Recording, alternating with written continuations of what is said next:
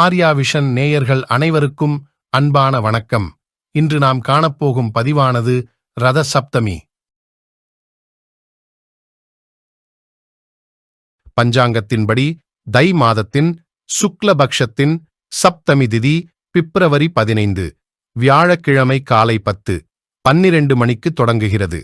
இந்த தேதி பிப்ரவரி 16 வெள்ளிக்கிழமை காலை 8:54 மணிக்கு முடிவடையும். எனவே உதயதிதியை அடிப்படையாகக் கொண்டு பிப்ரவரி 16ஆம் தேதி வெள்ளிக்கிழமை ரதசப்தமி கொண்டாடப்படும். ரதசப்தமி அன்று காலை 5:17 மணி முதல் 6:59 மணி வரை புனிதம் பெற உகந்த நேரம்.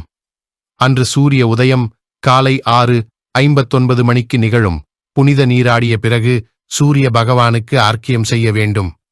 எனவே ரதசப்தமி நாளில் புனித நீராடுவதற்கான உகந்த நேரம் 1 மணி நேரம் 42 நிமிடங்கள் நீடிக்கும்.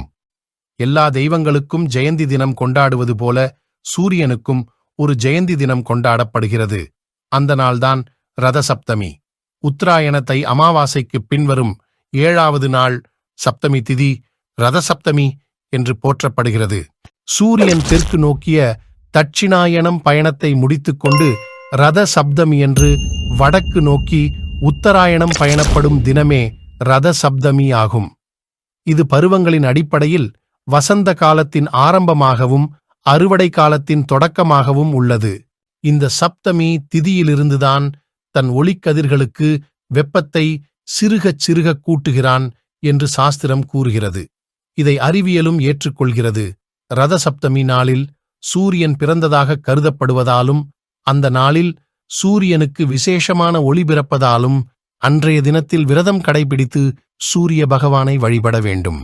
சூரிய உதயத்திற்கு முன் எழுந்து காலை கடன்களை முடித்துக்கொண்டு ஆண்கள் சூரியனுக்கு பிடித்த எருக்கன் இலைகள் 7 எடுத்து அத்துடன் அட்சதையும் விபூதியையும் தலையின் மீது வைத்துக்கொண்டு கிழக்கு திசை நோக்கி நீராட வேண்டும்.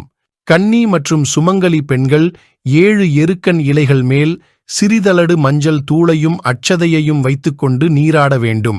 சூரியனின் 7 வகையான கிரணங்கள் எருக்கன் இலைகள் மூலமாக உடலில் பாய்ந்து உடல் நலத்தை வலுப்படுத்தும் என்பது ஐதீகம். அதற்கு பின் சூரிய நமஸ்காரம் அவசியம் செய்ய வேண்டும். அதன் பின் தெரிந்த சூரிய துதிகளைச் சொல்ல வேண்டும். எந்த தெய்வத்தை வழிபடுகிறோமோ அந்த தெய்வத்தின் திருக்கரங்களில் நீர் வார்ப்பது போன்ற அர்க்கியம் விடுவது. எனவே ரத சப்தமி என்று சூரியனுக்கு ஆர்க்கியம் விடுவது முக்கியத்துவமுடையது. சூரியனுக்கு உகந்த நிவேதனம் சர்க்கரை பொங்கல். பொங்கல் வைத்து அது சூடு ஆறும் முன்பாக நைவேத்தியம் செய்துவிட வேண்டும். சூரியனுக்கு படைத்த சர்க்கரை பொங்கலை பிறருக்கு விநியோகிப்பது சிறப்பான பலன் தரும். ரதசப்தமி நாளில் வீட்டு வாசலிலும் பூஜை அறையிலும் தேர் கோலம் போடுவது பலரது வழக்கம். இந்த கோலத்தினை வீட்டு வாசலில் போட்டு அதன் வடமாக ஒரு கோட்டினை தெருவரை நீளும்படி வரைவதும் உண்டு. நாராயணனின் அம்சமே சூரியன் என்பதால் ரதசப்தமி நாளில் பெருமாள் ஆலயங்களில் சூரிய பிரபையில் எம்பிரான் எழுந்தருள்வார். அன்றைய தினம் விரதம் இருப்பது நீடித்த ஆயுளும் குறையாத ஆரோக்கியமும் அளிக்கும் என்பது நம்பிக்கை. இவ்விரதம் இருப்பது சுமங்கலித்துவம் நிலைக்கச் செய்யும் எனவும் சிலர் கூறுவர்.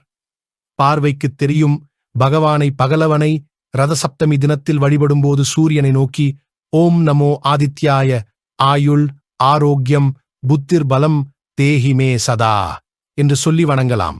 அறிவு ஆற்றல் ஆரோக்கியம் ஆயுள் என யாவற்றிலும் சிறந்து விளங்கும் அனுமனுக்கு அந்த ஆற்றலை குருவாக இருந்து அளித்தவர் சூரியன். சூரியனை பொங்கலன்றும் ரதசப்தமி நாளிலும் மட்டும் வழிபடாமல் தினமுமே வணங்கலாம். ஆதவனை வழிபடுவோர் வாழ்வில் தீவினை இருள் விலகி நன்மை ஒளி பரவும் என்பது நிச்சயம். நேயர்களே, உங்களுக்கு இந்த வீடியோ பிடித்திருந்தால் லைக் பண்ணுங்க, ஷேர் பண்ணுங்க, கமெண்ட் பண்ணுங்க, மறந்துடாம சப்ஸ்கிரைப் பண்ணி பெல் பட்டனை கிளிக் பண்ணுங்க. மீண்டும் இது போன்ற ஒரு நல்ல பதிவில் சந்திக்கும் வரை உங்களிடமிருந்து விடை பெறுகிறேன். நன்றி, வணக்கம்.